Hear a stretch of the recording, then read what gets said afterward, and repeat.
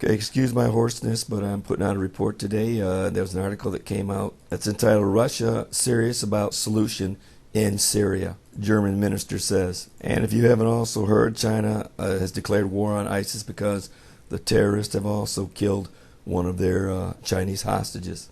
You know, a lot of people believe that ISIS will play a major part in the end times. I personally do not. I believe that they do have an indirect purpose in bringing nations together on the northern border of Israel, but I don't believe that they will play any part in developing the end times. But in this video, I'm going to tell you what I believe the future does hold regarding that. And this is what the article says. It says Russia feels increasingly under threat from developments in the Middle East and appears to be serious about cooperating with Western countries to resolve the war in Syria, Germany's foreign minister said on Sunday. And of course, the German foreign minister did welcome this development. It says the conciliatory message came amid mounting calls from other Western capitals to work more closely with Russian President Vladimir Putin in fighting Islamic State militants. French President Francois Hollande, who called for a grand coalition of countries to fight ISIS following the attack in Paris that killed 130 people, is due to travel to Moscow on Thursday to hold talks with Putin.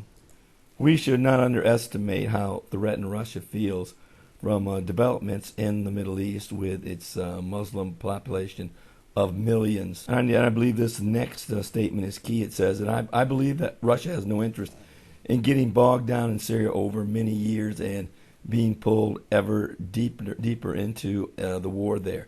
My impression is that Russia is looking for an exit from the Syrian catastrophe. And I believe that as well. I think they're going to get in there and they're going to take care of business. And I think that they will build a coalition, and I believe it will include China and a number of Islamic nations, including a couple Western nations. Now, I don't believe that the United States will put ground troops in Syria, but they may include a couple of a few more military advisors.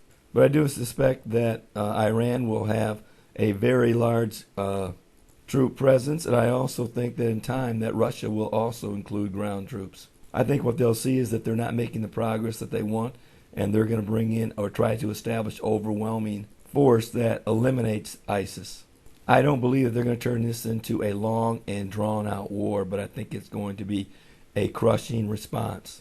And I think it will be for the purpose, initially, of destroying ISIS, but as I've said, the Bible does say in Ezekiel 38, verse 10, that at some point in time, God will put an evil thought into the mind, or there will come an evil thought that will come into the mind of the leader of this contingent army, and they will decide to come down upon Israel as a storm to take a spoil, and I believe that spoil is found in the Golan Heights.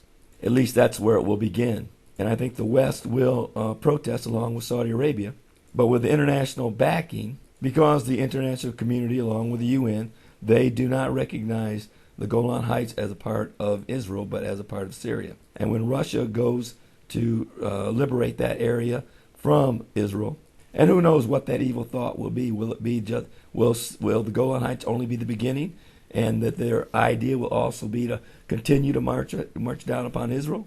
I don't really know. I can't answer that question because I don't believe that God will allow them to even enter into Israel, but he will destroy them on the mountains of Israel and leave their dead bodies on the northern border of Israel. Now, we'll just have to wait and see how much the West does cooperate with Russia. Of course, they're going to be leading this coalition of nations who will fight against ISIS. And I really believe that Putin will be looking to make an example of ISIS. So this will be something we'll have to look at leading up to 2016 as to see how much Mr. Putin is serious about this situation and if he decides to bring in ground troops. But I believe this will be the stepping off point that will bring a tremendous amount of troops into the Middle East area along Israel's northern border. And this could be how Ethiopia and Sudan and Libya and the other nations mentioned in the coalition of the Gog and Magog War do get and come down upon Israel from their northern border, because they very well may be, some of these countries very well may be involved in trying to defeat ISIS. So this is what I see for the future. I look for Russia to get serious with ISIS along with China and a number of other larger nations, and to eventually bring in a rather large army into the Middle East with ground troops in an attempt to once and for all destroy this Islamic terrorist group. Now, of course, the article said that Russia will be looking for an exit strategy out of Syria, but I don't believe that's the case. So I'd be looking more at a growing army being created in the name of destroying ISIS that will eventually fulfill Bible prophecy that will come down upon Israel and will try to take a spoil, whether it be the Golan Heights or all of Israel altogether. I think it'll be the Golan Heights to begin with anyway. And with international backing, I think that's the only reason why there'll be a protest and not any type of a defense. Meaning if I believe that it was going to be a full-out invasion of Israel, I think that there probably would be some allies that come to their rescue. But I think that vast majority of those, because the international community does back that Syria does own the Golan Heights, that they won't do anything but protest. And that's the report I'm going to do for today. I'm not going to prolong it any longer due to my voice. But this is Terry Malone with the Calvary Prophecy Report.